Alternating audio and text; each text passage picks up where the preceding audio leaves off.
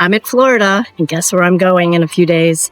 I'm going to Disney World, and I can't wait. I absolutely love Disney World. I love all of the parks, but this may be a bit of a challenge. I'm going to try to find as many gluten-free and vegan items that I can find during my stay at all 4 parks. So please know that what I document isn't a representation of everything in Disney World that's gluten-free and vegan. I'm going for 2 nights and 3 days, so I'll do my best to document what I can as far as what I find by way of gluten-free and vegan. So Disney in Florida has really increased their options for those following strictly a vegan or plant-based diet. In fact, at the Disney dining locations, I believe they now all have, at a minimum, 1 plant-based option, but many now have more. But for years now, Disney has been a leader in providing gluten-free dining options, including quick service, sit-down, desserts, snacks. So if you're watching this video because you're strictly vegan, you'll have more options because there's many plant-based options now at Disney properties and in their resorts. If you're strictly gluten-free, your options are large because Disney has made sure to provide many gluten-free options at its dining locations and snacks, sit-down restaurants, you name it. So if you're following this video because you are vegan, maybe because of an allergy, let's say to egg or to dairy, that also may increase your options. The number 1 tip I can give you if you do have a special diet and you're visiting Disney is plan in advance. Definitely pick the locations of interest and check their menus by going to the Disney World website, picking dining, and then go to the specific location and you click on that location's menu and you can see the offerings. Also, it's important to note that each menu also doesn't necessarily reflect the gluten-free and vegan dining options within that particular location. And in fact, what you want to do is you want to write in advance of your trip. For example, I'm going to what's called the 50s Primetime Cafe in Hollywood Studios. And my son, who's not vegan, he wants gluten-free fried chicken. But me being gluten-free and vegan, I wanted to know if Cousin Harold's vegetarian pasta could be made vegan and gluten-free. So I wrote Disney's special dining email and they coordinated with me. And so in advance, they are going to communicate with that location so that I can have a gluten-free and vegan meal prepared and my son can have his gluten-free fried chicken. But one thing I want to emphasize, in advance of your trip, you want to make reservations. That way, when you communicate with the special dining staff, you can let them know when you're planning to visit, both day and time, and the number in your party, and the name of your party. And then they can coordinate with the specific restaurant location and make sure that your special dietary request can be ready for you.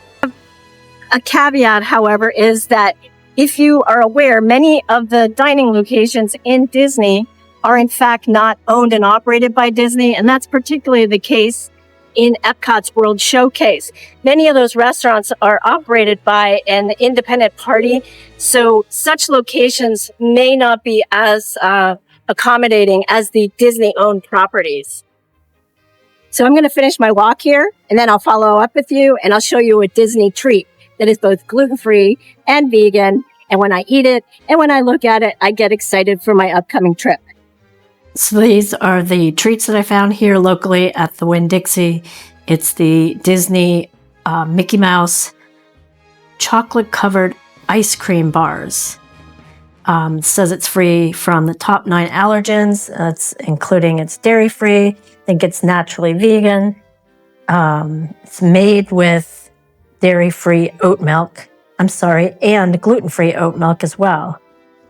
Anyway, these are like the pops that they sell at the Magic Kingdom. So I'm going to have one right now. It's getting me excited for my trip. Here's what it looks like. It's quite cute. That's the packaging. It's obviously licensed by Disney. So let's take a bite of this and see what it tastes like.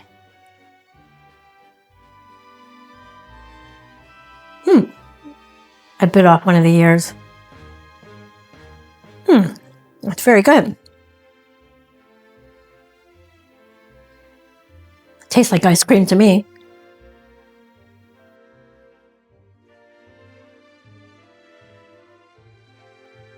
For this trip, we stayed at the Caribbean Beach Resort. We really liked the Caribbean atmosphere here, but we also like access to the gondolas. One set of gondolas goes to Epcot and the other goes to Hollywood Studios. I was quite pleased with the selection of gluten-free food at this location, as well as the combination of gluten-free and vegan options. This hotel has a sit-down location called Sebastian's Bistro. I heard really good things about it, but we just didn't have time to do that for this trip. I'll give you a quick view of the pool here. This is the main pool. This resort has a few pools. We're at a location called Jamaica, and we have our own private pool, but this is more kid-friendly. The other one doesn't have any of the water features or slides, but this is the main check-in area. So the main clubhouse is where you're going to find the quick service location called Centertown Market. And that's where we ate our breakfast every day. And on this day that we checked in, we had lunch there. As I mentioned earlier, when you have a special request, such as an allergy, you get the allergy chef to come to the register and you can place your order. Then they prep it in a special area and they have separate fryers and procedures in place to avoid cross-contamination. I thought I'd go all in on the theme park food experience. And so for the plant-based option, I picked the Korean-style Impossible Burger. It had a Korean slaw and a barbecue sauce, and it was very good. It had a bit of heat, and then I also had the fries on the side.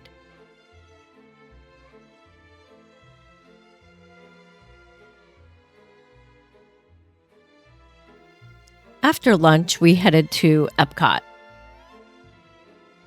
After exiting our gondola, we passed by the Canadian Pavilion, and I was aware that there's a gluten-free and vegan maple popcorn at this pavilion. So I went inside their trading post to buy a package of that popcorn.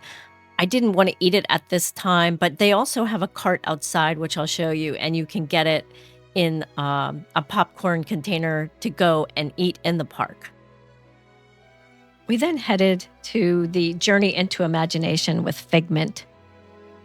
1,000 thoughts can start appearing and a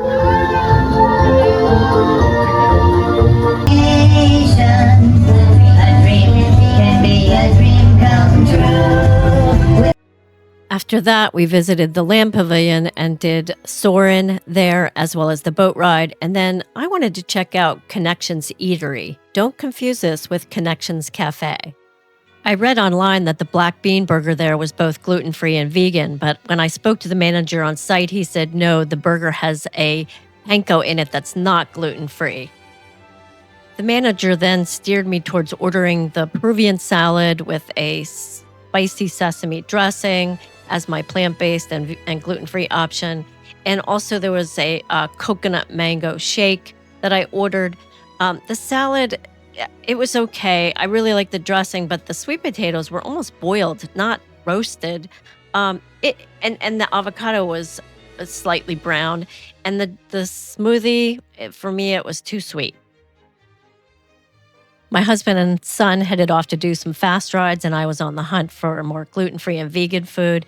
In all the parks, you're going to find this popcorn that's gluten-free and vegan. And you're also going to find Joffrey's Coffees, which has lattes and coffees, and they have non-dairy milks. I stopped by the quick service location in the Mexico Pavilion. It's the La Cantina de San Angel, and I spoke to the manager there. I learned that the chips and guacamole and salsa are gluten-free, and also she told me that they can make tacos with black beans as opposed to the meats provided. And also, I believe they can do some bowls as well. I then headed over to the Germany pavilion because I heard they had a vegan and gluten-free brat with sauerkraut. Well, I wanted to sample this. So, yes, in fact, in the Germany pavilion, there is a sit-down restaurant there that can provide gluten-free and vegan food, but I did the takeout option or the quick service. It's around the back in the Germany pavilion next to the sit-down location, but it is a Beyond Brat, and they have a gluten-free bun. You can request this, and you can order it with sauerkraut, which I did on the side, and then I put some mustard on it. And what you're also seeing are potato chips with it's like a spicy curry powder on it. I talked to the manager about it, and for my needs, it seemed fine and safe. And so I actually really enjoyed this. It was quite delicious.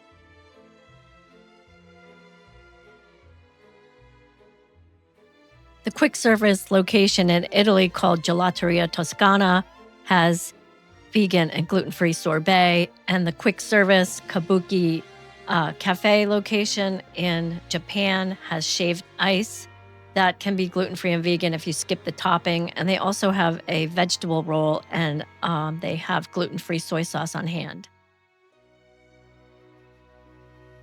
To finish out my eating day at Epcot, I wanted to check out the La Crêperie de Paris in the French pavilion. This location has a quick service window option, but you can also sit down inside, which is what we did to avoid the heat and to just relax our legs. It's very nice inside, and it was not crowded.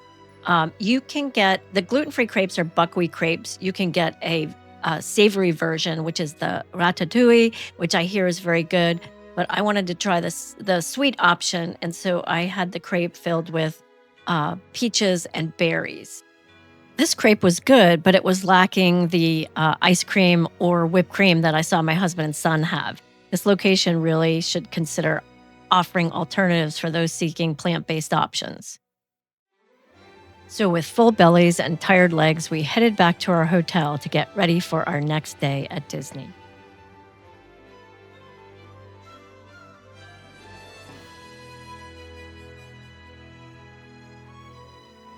So this is day 2 of our trip to Disney, and I'm headed over to the breakfast place. It's the Market Cafe here at the Caribbean Beach Resort, and I'm going to get what's called the plant-based harvest plate. And from what I understand, it has just egg, scrambled just egg, and it also has a gluten-free plant-based Mickey waffle. And in addition, it has, I think, another Beyond sausage link, and then also, home fries as well.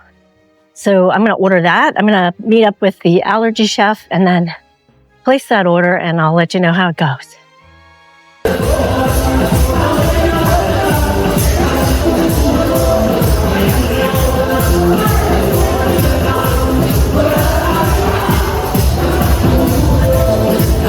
First things first, I needed coffee, so we bought these reusable mugs, and you can fill it up as much as you want when you're at the hotel. But they don't have plant-based milk out in the general area, so I went to the specialty coffee station and asked for some almond milk, and they packaged it up for me to include in my coffee.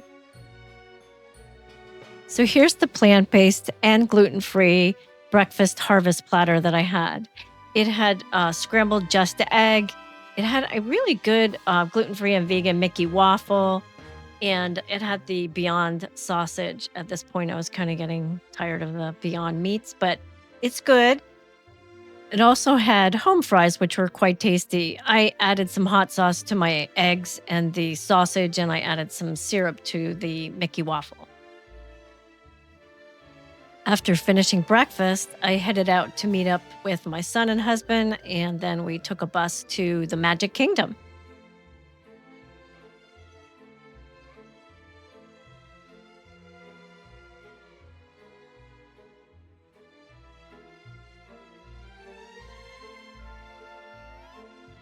So I'm going to tell you about 3 locations in the Magic Kingdom's Main Street area. The first is Tony's Town Square restaurant. There you can get gluten-free pasta with a marinara sauce and plant-based meatballs. Just down the street at the Plaza Ice Cream Parlor, you can get ice cream and toppings that are both gluten-free and vegan. It is a quick service location, and you need to take it out and sit out somewhere outside.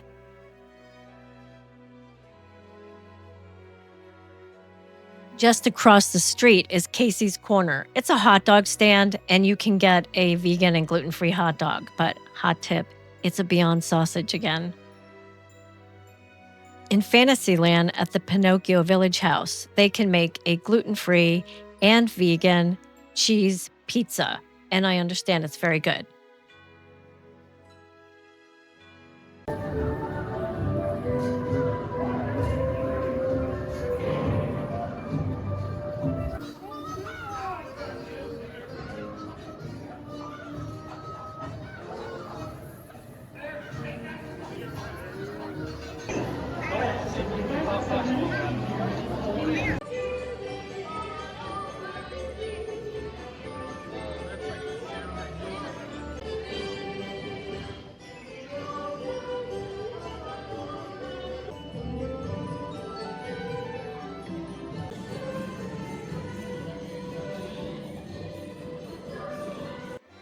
After finishing a few of our favorite rides, waiting in the hot sun, we were pretty hungry and we headed over to our lunch reservations at the Skipper Canteen.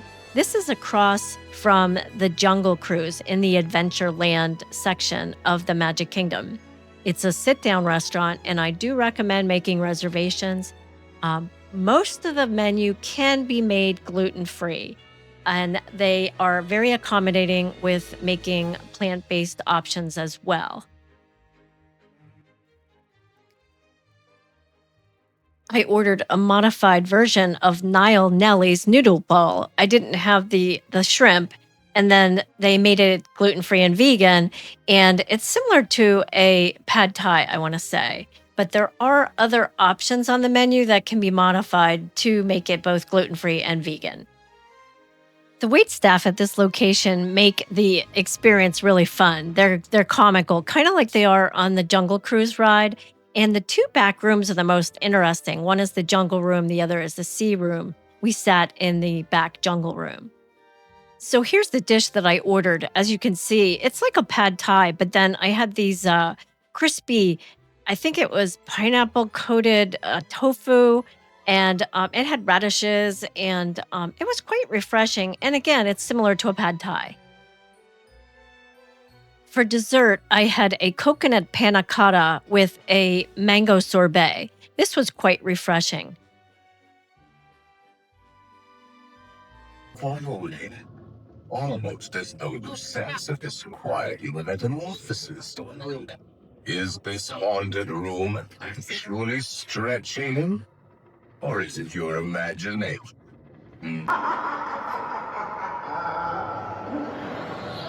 Of course, there's always my way.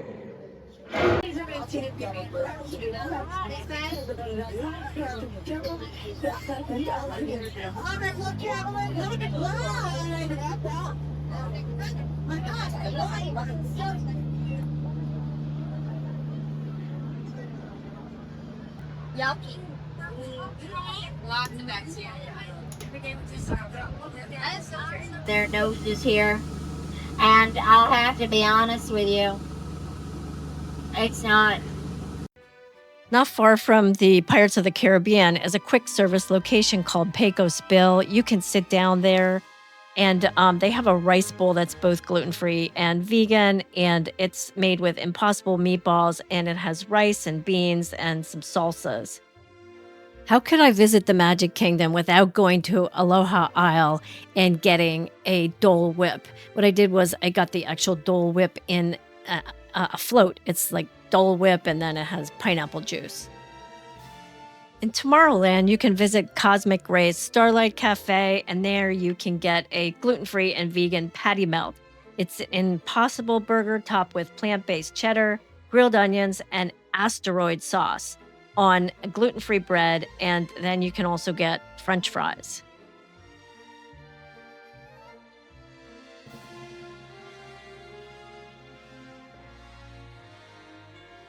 For dinner, we transitioned over to Hollywood Studios because we had reservations at the 50s Primetime Cafe. This is a sit-down location within Hollywood Studios. I strongly encourage you to get reservations when visiting here. This restaurant is themed like the mid-1950s to mid-1960s, and the setting is a home during that period, with living rooms and kitchens, and all of the wait staff are in character, treating you like either your mother or your grandmother or maybe your aunt or uncle. And they tell you to do things like keep your phone off the table and mind your manners and help clean up and set the table. They're fun.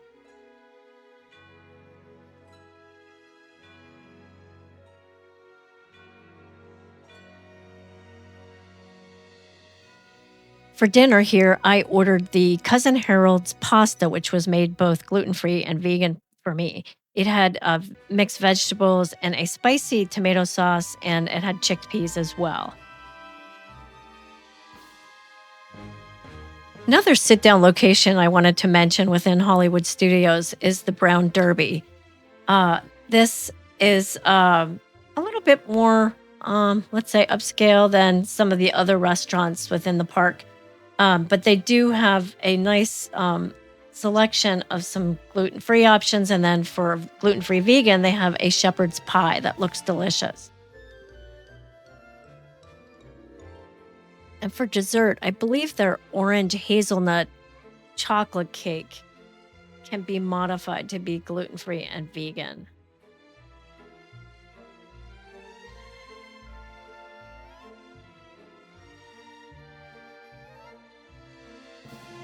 Two quick service locations I wanted to mention are Rosie's All-American Cafe. That's the first. Here you can order a gluten-free, vegan heart of palm lobster roll.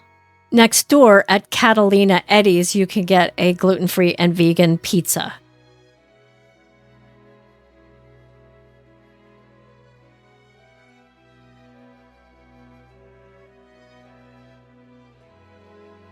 Next to the Tower of Terror, Hollywood Scoops Ice Cream has tofutti, chocolate, and vanilla vegan ice cream.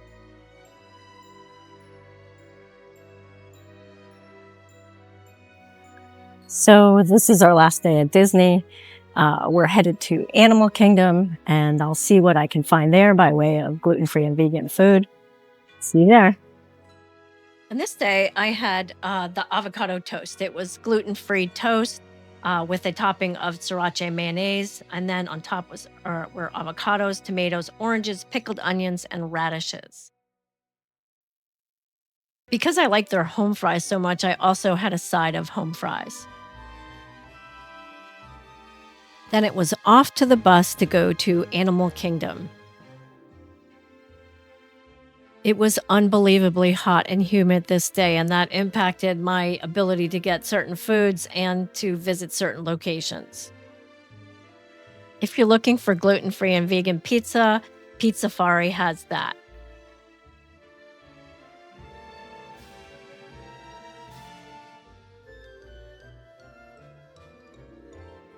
Caravan Road is a quick service location that has different shaved ices. I didn't order one, but in hindsight, I wish I had. Yak and Yeti is a sit-down location, and they can make several plant-based, gluten-free dishes. Flame Tree Barbecue is a quick service location that has what's called impossible burnt ends, and they serve it with fries and coleslaw. All of it's vegan and gluten-free. I stopped in the Nomad Lounge to take a break, and I had a non-alcoholic hibiscus henna, which has watermelon, hibiscus, and lime juice, topped with soda water. It's the non-alcoholic version of Jen's tattoo. Later in the Pandora area of the park, I went to the Satuli Canteen, and this is a quick service location, but it does have inside and outside seating. I wanted to get the crispy chili tofu bowl. The crispy chili is quite spicy. It's on a bed of rice and beans. I got the kid size, but the adult version does have a crispy slaw with it. We headed back to the hotel for dinner. I had gluten-free and vegan pinto bean tacos. It also had a slaw inside, and I think it was like a mango or pineapple salsa. It had a vegan lime crema, and then it had a cilantro lime rice on the side. So that wraps up my 3-day trip to Disney World eating gluten-free and vegan.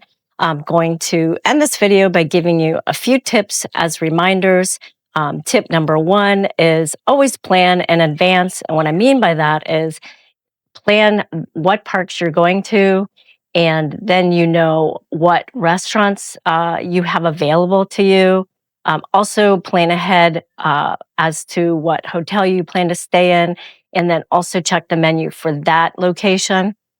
All of the locations, both the restaurants within the hotels and the parks, they each have their own individual website, and then you can review the menu there. Tip number 2, when you look at the menus, keep in mind that that representation on the website is not necessarily all of the options available to you. You may find that you have even more options, and in some cases, maybe less when you get to the actual location. If you have questions in advance, you can email the Disney Special Diets email that I'm leaving below in the description. Third tip is when you get to the location, speak to the head chef or manager who handles allergies.